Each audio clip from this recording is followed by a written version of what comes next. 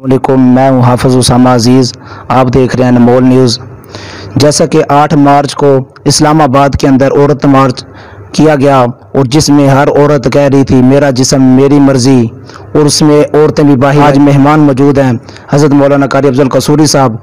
इनसे पूछते हैं जैसा कि 8 मार्च को औरत के बाहर निकली घर से, कहने लगी मेरा जिस्म मेरी मर्ज़ी, क्या इसके हवाले से इनका क्या राय है? अस्सलाम वालेकुम। वालेकुम अस्सलाम वरहमतुल्लाहि वबरकातुहू। कार साहब, कैसे 8 मार्च को इस्लामाबाद के अंदर औरत मार्च के हवाले से औरतें बाहर रहीं, कहने लगी मेरा जिस्म मेरी मर्जी, इसके हवाले से आप क्या कहना चाहेंगे? बिस्मिल्लाहिर्रहमानिर्रहीम। इस बात को ज़हन नशीन फरमा लेना चाहिए कि 1450 साल पहले अल्लाह रब्बुल जलाल ने हज़रत मोहम्मद सल्लल्लाहु अलैहि वसल्लम को हुक्म फरमाया, या अय्युहन नबिय्यु कुल अज़वाजिका व बनातिका व निसाइल मुमिनीना युदनीना अलैहिन्ना मिन जलाबिबिहिन्ना। ऐ पैगंबर, आप कह दीजिए अपनी बीवियों से, अपनी बेटियों से, तमाम मोमिन औरतों से अपने आप को बड़ी चादर से ढांप करके रखें। ज़ालिका अदना अन युरफ़ना फ़ला युज़ैन। ये बात ज़्यादा करीब है कि आपको पहचान कराई जा सके, पता चले कि ये घरेलू औरतें हैं, ताकि कोई तकलीफ़ ना दे। इस्लाम ने 1450 साल पहले इस्लाम ने जो हकूक़ औरत को दिए हैं वो आज तक किसी मज़हब ने नहीं दिए। औरत के मुख्तलिफ रूप हैं। औरत माँ है, औरत बेटी है, औरत बहन है, औरत बीवी है। अगर औरत बीवी है तो उसका नानो नफ़का खामिन के ज़िम्मे लाजिम है। अगर औरत बहन है तो वो भाई की इज़्ज़त है, उसका ख़र्चा भाई पर लाजिम है। अगर औरत बेटी है तो उसका ख़र्चा बाप पर लाजिम है। अगर औरत माँ है तो उसके कदमों तले जन्नत है। अल्लाह रब्बुल जलाल ने औरतों को बड़ी इज़्ज़त दी है, जो 1450 साल पहले शरीयत ने इज़्ज़त दी है। 1450 साल पहले औरतों को बाज़ार में बेचा जाता था, शियो केसों में खड़ा करके इनकी बोलियां लगती थी। आज औरतें इस्लाम की दी हुई इज़्ज़त को भूल रही हैं, और ये लिबरल किस्म की आंटियां जो बाहर निकल के कहती हैं मेरा जिस्म मेरी मर्ज़ी, इनका जिस्म नहीं है। जिस्म भी अल्लाह का है, मर्ज़ी भी अल्लाह की है। इस जिस्म पर और इस वजूद पर शरीयत चलेगी तो आमिना के दुर्रे यतीम की चलेगी, मर्ज़ी चलेगी तो अल्लाह की मर्ज़ी चलेगी, मर्ज़ी चलेगी तो अल्लाह के रसूल सल्लल्लाहु अलैहि वसल्लम की मर्ज़ी चलेगी। ना जिस्म मेरा है ना मर्ज़ी हमारी है, जिस्म भी अल्लाह का है, मर्ज़ी भी अल्लाह की है। जैसा कि कार साहब सुना जाता है कि कौन सी औरतें बाहर आईं 8 मार्च के अंदर, ये मिर्ज़ाइयों का हाथ था पीछे, ये कादियानियों की औरतें थी, इसके हवाले से आप क्या कहना चाहेंगे? देखें, ये लिबरल किस्म की जो आंटियां हैं ये अपने घरों से तलाक याफ्ता हैं। 3 जगहों से इन्होंने तलाक़ें हासिल की हैं, और ये लिबरल किस्म की आंटियां हमारे इस्लामी माहौल में आकर के, हमारे मुल्क में आकर के, इनके पीछे गैर मुल्की एजेंडे हैं। कादियानियों की साजिश है, यहूदियों की साजिश है, मिर्ज़ाइयों की साजिश है। ये बाहर आकर के नारा लगाती हैं मेरा जिस्म मेरी मर्ज़ी, लेके रहेंगी आज़ादी, छीन के लेंगी आज़ादी, खामिन से लेंगी आज़ादी, बाप से लेंगी आज़ादी, भाई से लेंगी आज़ादी।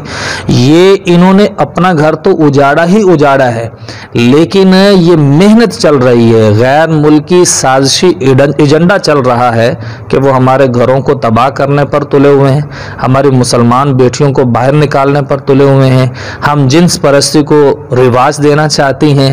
ये जो लिबरल किस्म की आंटियां हैं, इनकी एक साजिश है कि इस मुल्क के अंदर जो थोड़ी बहुत ही हया बाकी है हमारी मुसलमान माओं बहनों बेटियों के अंदर, ये उस हया को ख़त्म करने पर तुली हुई हैं। इंशाअल्लाह जब तक दीन कायम है, कलिमा पढ़ने वाले कायम हैं, अल्लाह अल्लाह करने वाले कायम हैं, इंशाअल्लाह हमारी माएँ और हमारी बेटियां और हमारी बहनें और हमारी बीवियां इंशाअल्लाह दीन पर कायम रहेंगी अल्लाह के हुक्म से इंशाअल्लाह। और कार साहब, आप ये कादियानियों की औरतें होती हैं, इनकी कोई निशानी वगैरह आप बता सकते हैं? क्या इनकी निशानी है, क्या इनकी, ये कैसे पता चलेगा ये कादियानी की मिर्ज़ाइयों की औरतें हैं? देखें, ये इनकी कोई ऐसी निशानी कि जिससे जो इनकी किताबों के अंदर मखसूस किस्म की निशानियां हों वो तो नहीं है। ये धोखा देते हैं, اپنے آپ کو مسلمان کہتی ہیں، اپنے آپ کو کلمہ پڑھ کر مسلمان ثابت کرتی ہیں اور کہتی ہیں کہ ہم بھی آخری نبی کو ماننے والے، یہ دھوکہ دے کر ہی مسلمان عورتوں کو اور مسلمان لڑکوں کو اپنے جال میں پھنساتی ہیں۔ مگر عمومی طور پر دیکھنے میں آتا ہے جو ان کی مذہبی قسم کی عورتیں ہیں، ایک تو انہوں نے جو نقاب کیا ہوتا ہے وہ نقاب کے اندر ناک کو شامل نہیں کرتی، ناک کے اندر ناک کو لباس میں شامل نہیں کرتی، برقعے میں شامل نہیں کرتی، نقاب میں شامل نہیں کرتی۔ ان کی عورتوں کا جو نقاب ہوتا ہے اس کے اندر ناک باہر نکلا ہوتا ہے۔ اور جو ان کی لبرل قسم کی آنٹیاں ہیں وہ چست لباس پہنتی ہیں، چاق و چوبند لباس پہنتی ہیں اور ان کا اسلامی لباس سے کوئی تعلق نہیں ہوتا، ان کا اسلامی تشخص سے کوئی تعلق نہیں ہوتا۔ ان کا مقصد ہی یہ ہوتا ہے کہ ہم نے مسلمان گھرانوں کو اجاڑنا ہے، ہم نے مسلمان لڑکوں کو اپنے جال میں پھنسانا ہے، ان کی نسل کو تباہ کرنا ہے، نسل انسانیت کو گمراہی کے راستے پر لانا ان کا مشن بن جاتا ہے اور ان کی اولین ترجیح ہے۔ اس لیے انہوں نے ہر وہ قسم کا لباس اختیار کرنا ہے جس سے لڑکوں کا دل جو ہے ان کی طرف مائل ہو، اپنا پیسہ نچھاور کریں گی، اپنا حسن نچھاور کریں گی، اپنی جوانی نچھاور کریں گی اور اپنا سب کچھ جو ہے مسلمان لڑکوں کی عزت کو داغدار کرنے کے لیے اپنا سب کچھ ان پر قربان کرنے کو تیار ہو جاتی ہیں۔ اور قرص بھی یہ 8 مارچ عورت مارچ کے حوالے سے حکومت کو کیا اس میں کردار ادا کرنا چاہیے، اس میں کیا کرنا چاہیے حکومت کو؟ فی الفور حکومت کو اس پر ایکشن لینا چاہیے اور حکومت کو چاہیے کہ یہ اسلامی سٹیٹ ہے، کلمہ طیبہ کی بنیاد پر یہ سٹیٹ حاصل ہوئی ہے، لا الہ الا اللہ محمد الرسول اللہ کی بنیاد پر ہم نے اس ملک کو حاصل کیا ہے۔ ہمارے اکابرین نے اس ملک کو حاصل کرنے کے لیے قربانیاں دی ہیں۔ ہماری جو مائیں بہنیں بیٹیاں تھیں اس وقت، انہوں نے اپنی عزتوں کو بچانے کے لیے کنووں میں چھلانگیں لگائی ہیں، دریاؤں میں چھلانگیں لگائی ہیں، نہروں میں چھلانگیں لگائی ہیں۔ باپوں نے اپنے ہاتھوں سے اپنی بیٹیوں کو ذبح کیا ہے کہ ہماری بیٹیوں کی عزت جو ہے وہ ہندوؤں کے ہاتھ نہ لگے۔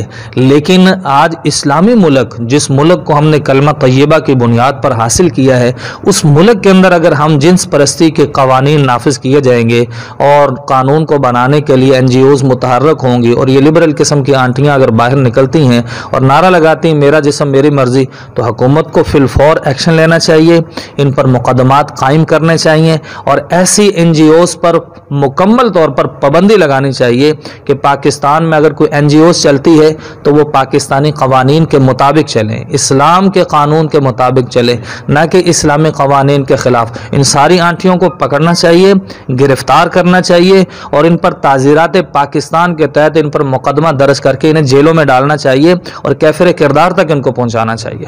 یہ حکومت پاکستان کی ذمہ داری ہے، حکومت کی ذمہ داری ہے، حاکم وقت کی ذمہ داری ہے، وزیر اعظم عمران خان کی ذمہ داری ہے، تمام اداروں کی ذمہ داری ہے کہ پاکستان کو اس قسم کے ہتھ کنڈوں سے بچانا یہ تمام اداروں کی ذمہ داری ہے اور اداروں کو چاہیے اور تمام حکومت کے ایوانوں کو چاہیے کہ اپنی اپنی ذمہ داریوں کو پورا کریں تاکہ آئندہ پاکستان کے تشخص کو کوئی تباہ کرنے کی جرات نہ کر سکے۔